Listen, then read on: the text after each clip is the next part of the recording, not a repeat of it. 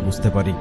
আমি পুরো জীবনে কত টাকা আয় করব সেটা লিখিত, কে আমার জীবনসঙ্গী হবে সেটা লিখিত, কবে কোথায় মারা যাব সেটা লিখিত। আশ্চর্যের ব্যাপার হচ্ছে আমি কতগুলো দানা ভাত দুনিয়াতে খেয়ে মারা যাব সেটা লিখিত।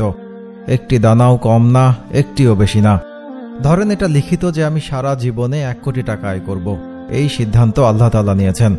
আমি হালাল উপায়ে আয় করব না হারাম উপায়ে আয় করব সেই সিদ্ধান্ত আমার। রাসূল সাল্লাল্লাহু আলাইহি ওয়াসাল্লাম বলেছেন, কোনো ব্যক্তি যদি অভাবী হয় এবং তার অভাবের কথা মানুষের কাছে পেশ করে তবে তার অভাব দূর করা হবে না।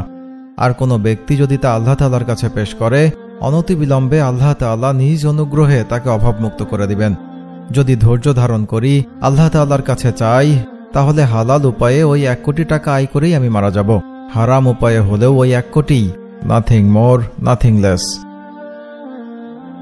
আমি যেই ফলটি আজকে ঢাকায় বসে খাচ্ছি সেটা হয়তো ইতালি কিংবা থাইল্যান্ড থেকে ইম্পোর্ট করা।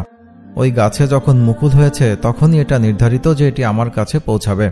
এর মধ্যে কত পাখি ওই ফলের উপর বসেছে, কত মানুষ এই ফলটি পাড়তে গেছে, দোকানে অনেকে এই ফলটি নেড়ে চেড়ে রেখে গেছে, পছন্দ হয়নি কিনেনি। এই সব ঘটনার একটাই কারণ, ফলটি আমার রিজকে লিখিত। যতক্ষণ না আমি কিনতে যাচ্ছি ততক্ষণ সেটা ওখানেই থাকবে। এর মধ্যে আমি মারা যেতে পারতাম, অন্য কোথাও চলে যেতে পারতাম, কিন্তু না, রিস্কে যেহেতু লিখিত আমি এই ফলটি না খেয়ে মারা যাব না। রিস্ক জিনিসটা এতটাই শক্তিশালী। وَيَرْزُقُهُ مِنْ حَيْثُ لَا يَحْتَسِبُ وَمَنْ يَتَوَكَّلْ عَلَى اللَّهِ فَهُوَ حَسْبُهُ إِنَّ اللَّهَ بَالِغُ أَمْرِهِ قَدْ جَعَلَ اللَّهُ لِكُلِّ شَيْءٍ قَدْرًا।